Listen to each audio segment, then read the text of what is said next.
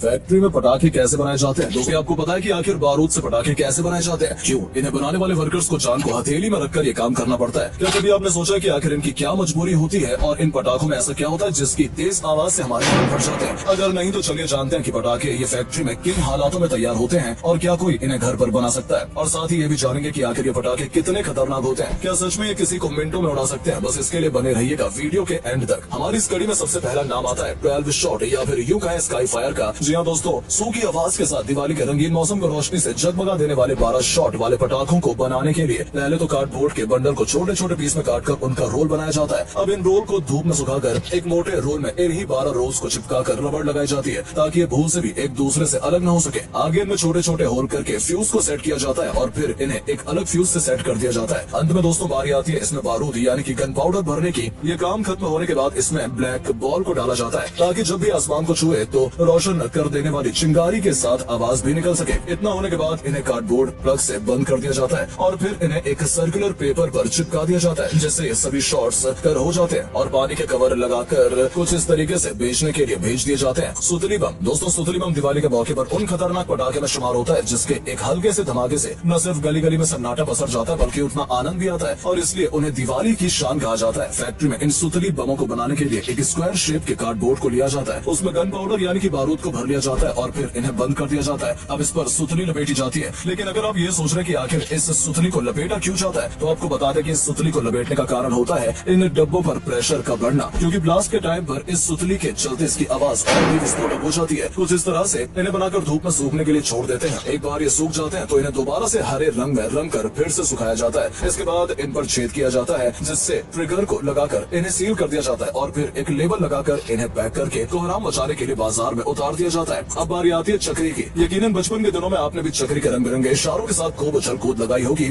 लेकिन क्या आपने कभी सोचा है इन्हें बनाया कैसे जाता है? वेल तो दोस्तों आपको बता दें कि इन चक्रियों को बनाने के लिए एक खास तरह के पेपर के बंडल को मशीन में डाला जाता है जिन पर ऑलरेडी चक्री का ऊपरी हिस्सा प्रिंट होता है। फिर इसी ऊपरी हिस्से को गोलाकार में काटकर बाहर निकाल लिया जाता है और इनके अंदर के हिस्से को तैयार करने के लिए पेपर के छोटे छोटे ट्यूब को एक बंडल बनाकर उसमें बारूद को भरकर रखा जाता है। आगे इन ट्यूब को कंपनी का खास लोगो लगाया जाता है और एक सांचे में रखकर इन्हें लकड़ी की मदद से रोल किया जाता है। बस फिर क्या हो गई आपको अपने साथ घुमा देने वाली ये चक्री तैयार। अब जरूरत है तो बस इन्हें पैक करने की, जहाँ पर उनके दोनों सिरों को स्टिकर लगाकर एक डब्बे में पैक करके मार्केट की तरफ रवाना कर दिया जाता है। चक्री के बाद अब बात करते हैं रॉकेट की, जिससे सुलगाते ही आसमान जगमगा जाता है। वेल दोस्तों, इन्हें तैयार करने के लिए कार्डबोर्ड शीट से एक मशीन के द्वारा छोटे छोटे ट्यूब बनाए जाते हैं। फिर इन्हें गन पाउडर डालकर धूप में सुखाया जाता है और जब ये सूख जाते हैं तो इनमें एक खास तरह का फ्यूज लगाकर इसके ऊपर एक लाल कलर का पेपर पेस्ट लगा दिया जाता है। इसके बाद इनके अंदर ब्लैक बॉल डाला जाता है ताकि आसमान में जाकर आवाज कर सके। साथ ही इसमें एक लकड़ी को अटैच करके कंपनी के स्टिकर को भी लगाया जाता है और बॉक्स में रखकर इन्हें पैक कर दिया जाता है, जिसके बाद आपका ये रॉकेट तैयार हो जाता है। अनार दोस्तों, फैक्ट्री में अनार को बनाने के लिए सबसे पहले उसकी बाहरी हिस्से को बनाना पड़ता है, जिसके लिए मशीन में कार्डबोर्ड शीट को डाला जाता है और कुछ इस तरीके से दिखने वाला कार्डबोर्ड का ये बाहरी हिस्सा रेडी हो जाता है। आप इसके अंदर बारूद को भरकर कार्डबोर्ड प्लग और थोड़ी सी मिट्टी की मदद से जाम कर दिया जाता है। अब फ्यूज पर एक खास तरह का पेस्ट को लगाकर अनार के अंदर डालते हैं और थोड़ा फैशनेबल रखने के लिए इसके ऊपर एक रेड पेपर को रैप करके कंपनी के स्टिकर के साथ चिपका दिया जाता है और आखिर में इनकी पैकिंग करके आपका ये अनार कुछ इस तरीके से तैयार हो जाता है। खैर ये तो हो गई अनार की बात। चलिए अब लगे हाथों आपको चटाई बम के भी मेकिंग प्रोसेस से भी रूबरू करवाते हैं, जो कि कुछ इस प्रकार है। छोटी मोटी पार्टी से लेकर नेताजी की रैली तक में उसे यूज किए जाने वाले स्पेशल बम को बनाना कहीं से भी बच्चों का खेल नहीं है। इसके लिए सबसे पहले फैक्ट्री में बड़े बड़े लाल कलर के कुछ इस तरीके से दिखने वाले पेपर को मशीन में डालकर रोल किया जाता है और फिर इन्हें एक कटर की मदद से छोटे छोटे ट्यूब में कन्वर्ट कर दिया जाता है। अब ये खोखे कुछ इस तरह से लाल लाल दिखाई पड़ते हैं, जिनके अंदर बारूद भराई का काम होता है। इन दौरान इन्हें कंप्रेस भी किया जाता है ताकि चलाते समय दुगनी आवाज दे सके। अब बारी आती है इनके अंदर लगाने वाले ट्रिगर की, जिसे बनाने के लिए एक पतले कागज रोल में थोड़ा सा गन पाउडर भर के उस छोटे छोटे टुकड़े को काट लिया जाता है और उसके बाद इन ट्रिगर को इस रेड रोल में डाल दिया जाता है और इन्हें इस तरीके से दिखने वाले एक सांचे में डालकर उसके नीचे मिट्टी का एक लेप लगा दिया जाता है ताकि बारूद गिरे ना। अब इस सांचे को धूप में थोड़ी देर सूखने के लिए छोड़ देते हैं। ऐसे में जब ये सूख जाते हैं तो एक कर्मचारी इन सभी को सांचे से निकालकर उनकी लड़ी बनाने के लिए लग जाता है और उसके बाद इन लड़ियों को रोल करके और फिर पैक करके बाजार में सेल किया जाता है। आखिरी में बात करते हैं फुलझड़ी की। जी हाँ, दिवाली के मौके का वो छोटा सा अफसाना जिसके बिना तो शायद ही यह प्यारा सा फेस्टिवल मुमकिन हो। दिवाली के मौके पर यह छोटा सा लेकिन सेफ पटाखा तैयार करने के लिए कारखाने में तांबे की पतली पतली स्टिक को कुछ इस अंदाज में लकड़ी के इस सांचे में फिट किया जाता है और फिर एक दूसरी लकड़ी के डंडे से इन्हें टाइट कर दिया जाता है। इस तरह एक नहीं सैकड़ों स्टिक को लेकर लकड़ी में फंसा दिया जाता है, जिसके बाद बारूद से इनकी कोटिंग की जाती है, जिसके लिए लकड़ी के इन इस सांचों को एक बारूद के पेस्ट में कुछ इस तरह डुबा दिया जाता है और फिर इन्हें निकाल कर थोड़े समय के लिए सूखने के लिए छोड़ दिया जाता है। एक बार जब ये सूख जाते हैं तो इन्हें फिर से दोबारा बारूद के उस पेस्ट में डुबाया जाता है ताकि बारूद की एक मोटी परत